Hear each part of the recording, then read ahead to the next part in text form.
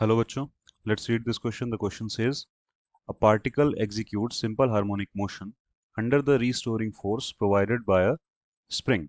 एक पार्टिकल है जो सिंपल हार्मोनिक मोशन परफॉर्म कर रहा है, एसएचएम परफॉर्म कर रहा है under the restoring force provided by a spring. तो ये सिंपल हार्मोनिक मोशन किस में हो रहा है? एक स्प्रिंग मास सिस्टम में हो रहा है, या फिर स्प्रिंग और फोर्स लगा रहे हैं हम स्प्रिंग पे, उसके बेसिस पे हो रहा है.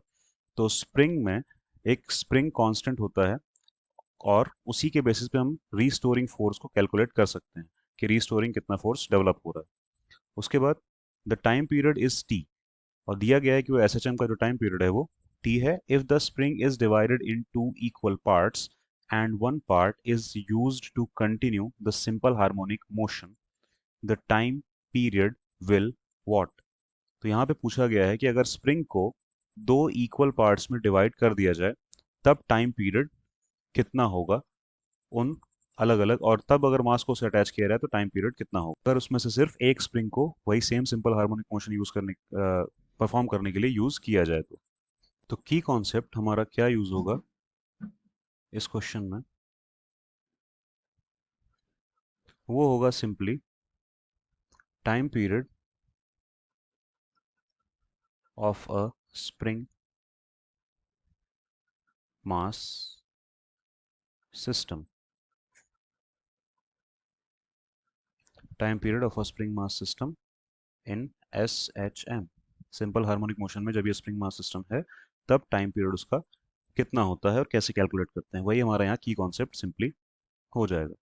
तो अगर हम एक स्प्रिंग मास सिस्टम को बना ही लें तो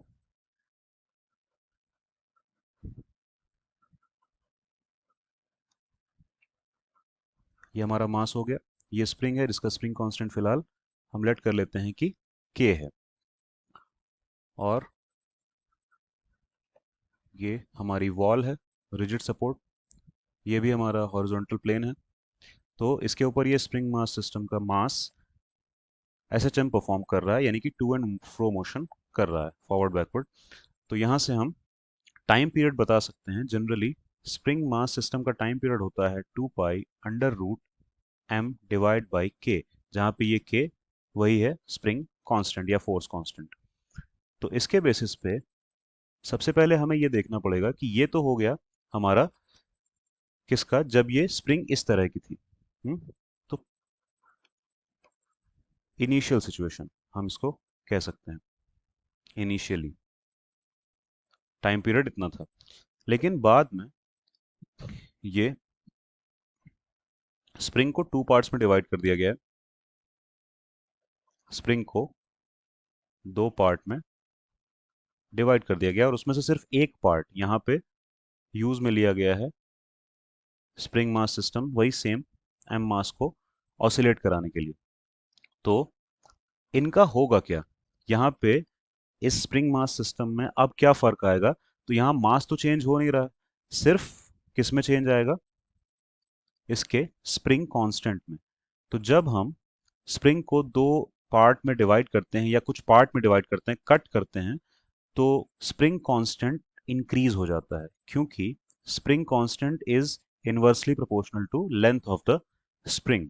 यानी कि सेम स्प्रिंग है इतनी बड़ी, उसका स्प्रिंग कांस्टेंट के है. अगर हम उसको दो पीसेज में कट कर दें, दोनों पीसेस मान लीजिए इक्वल हैं, ये एल लेंथ का था, ये एल/2 लेंथ का है, ये एल/2 लेंथ का है, तो स्प्रिंग कांस्टेंट डबल हो जाएगा, 2k और 2k होने लगेगा टोटल का.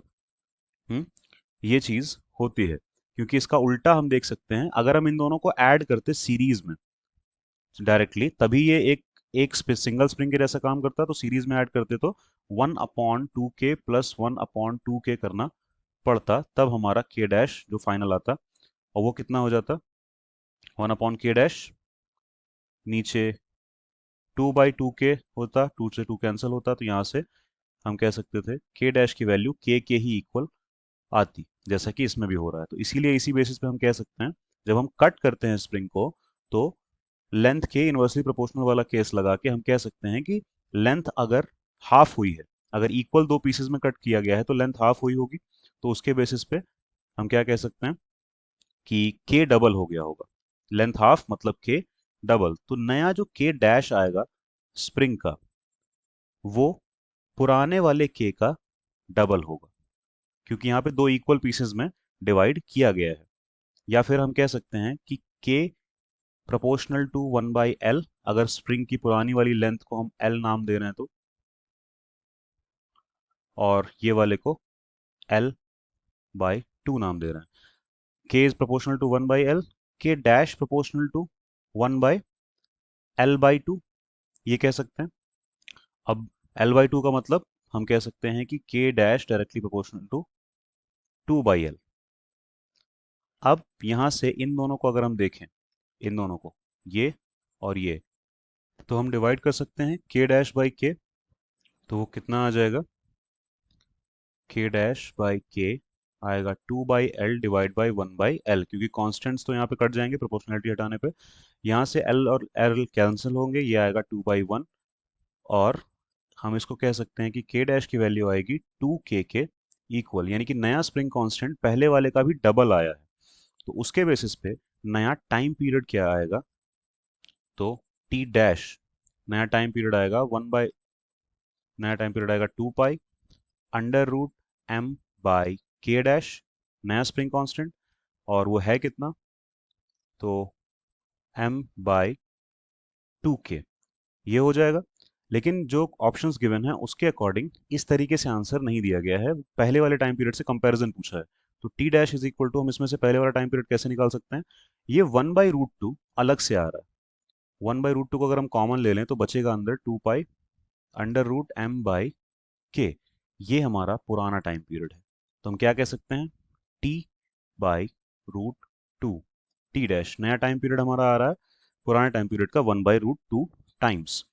तो हमारे ऑप्शन के अकॉर्डिंग अगर हम देखें, time period will the time period will become t/√2 times, या t/√2। तो D option is the right answer. Hope you understood it well, best of luck.